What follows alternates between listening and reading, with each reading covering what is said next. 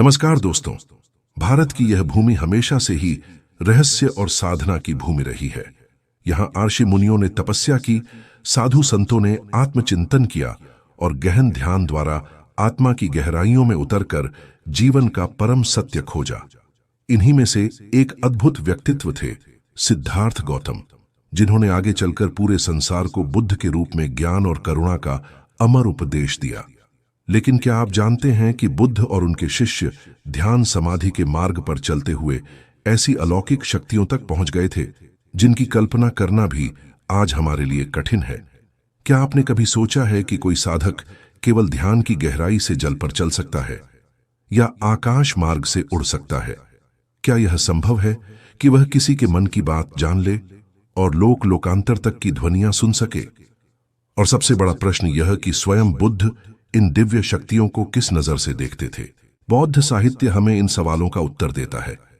पाली त्रिपिटक, संयुक्त निकाय, ऋद्धिपाद संयुक्त, विशुद्धि मार्ग और दिव्यावदान जैसे ग्रंथों में ऐसे अनेक प्रसंग मिलते हैं जहां भिक्षुओं द्वारा प्राप्त इन आध्यात्मिक सिद्धियों का वर्णन है। पाली भाषा में इन्हें अभिज्ञा कहा गया है। अभिज्ञा का अर्थ है विशेष अलौकिक ज्ञान। यह कोई जादू टोना नहीं, बल्कि साधक के मन की गहन शुद्धि और ध्यान समाधि का परिणाम है। जब कोई साधक ध्यान की ऊंचाइयों को पार कर जाता है, तब उसे ऐसी अद्भुत शक्तियों का अनुभव होता है। गौतम बुद्ध ने 6 अभिज्ञाओं का वर्णन किया।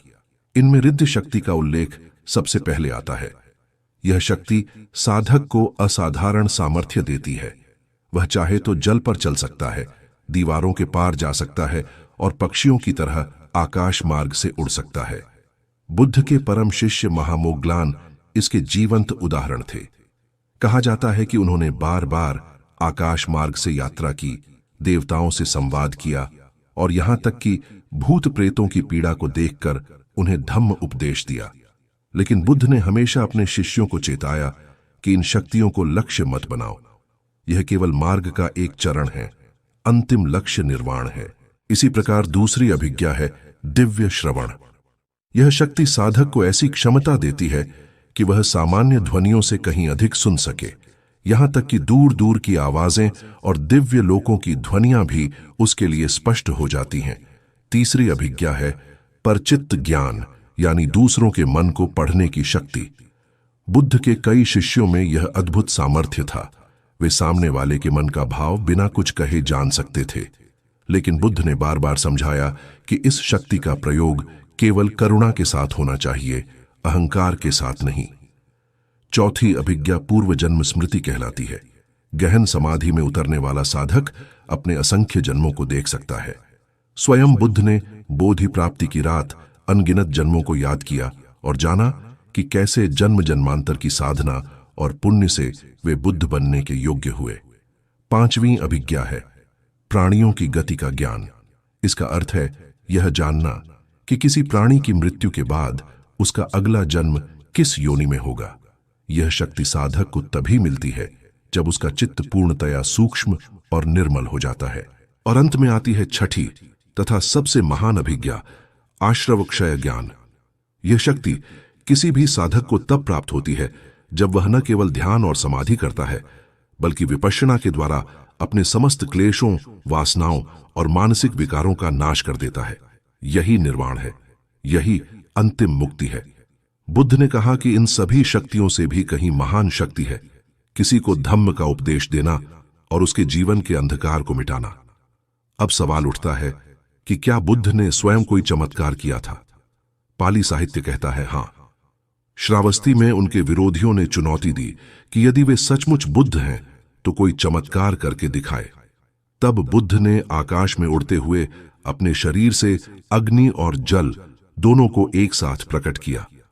यह दृश्य देखकर सभी लोग स्तब्ध रह गए, पर बुद्ध ने स्पष्ट कर दिया कि उन्होंने यह प्रदर्शन केवल इसलिए किया ताकि लोग समझ सकें कि एक साधक अपनी इंद्रियों पर कितना नियंत्रण पा सकता है।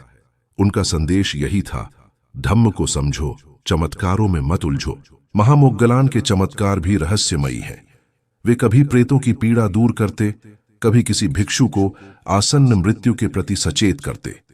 लेकिन बुद्ध ने विनय पिटक में यह नियम बना दिया कि कोई भी भिक्षु यदि इन शक्तियों का प्रदर्शन प्रतिष्ठा, धन या अनुयायी बढ़ाने के लिए करता है तो वह संघ से बाहर कर दिया जाएगा। अब प्रश्न है कि क्या आज भी कोई साधक इन शक्तियों को प्राप्त कर सकता है? उत्तर है हां, परंतु शर्त वही है, गहन ध्यान, समाधि और वर्षों की साधना। आज भी थाईलैंड, श्रीलंका और बर्मा जैसे देशों में साधक मिलते हैं जिनकी उपस्थिति में ही लोगों को शांति का अनुभव होता है। वे शक्तियों का प्रदर्शन नहीं करते, पर उनका जीवन स्वयं प्रेरणा बन जाता है। दोस्तों, यह समझना जरूरी है कि चमत्कार और अलौकिक शक्तियां चाहे कितनी भी आकर्षक क्यों न हो, वे स्थायी नहीं होती। आज हैं, कल मिट जाती हैं। लेकिन धम्म, शील, प्रज्ञा और करुणा, यह वे खजाने हैं जो कभी नष्ट नहीं होते। यही बुद्ध का मार्ग है, यही उनका संदेश है। सबसे बड़ा चमत्कार यही है कि हम अपने भीतर की अज्ञानता, क्रोध, लोभ और मोह से मुक्त हो जाएं। तो अगली बार जब आप ध्यान करें तो यह मत सोचिए कि आपको कोई चमत्कार मिलेगा। सोचिए कि आपको अपने भीतर की शांति और मुक्ति मिलनी है। यही बुद्ध का मार्ग है, सरल, सच्चा और शाश्वत। आज की यह रहस्यमयी और ज्ञानपूर्ण यात्रा यहीं समाप्त होती है। यदि आपको यह वीडियो पसंद आया हो तो इसे लाइक करें, अपने विचार कमेंट में लिखें और चैनल को सब्सक्राइब करना न भूलें। धन्यवाद।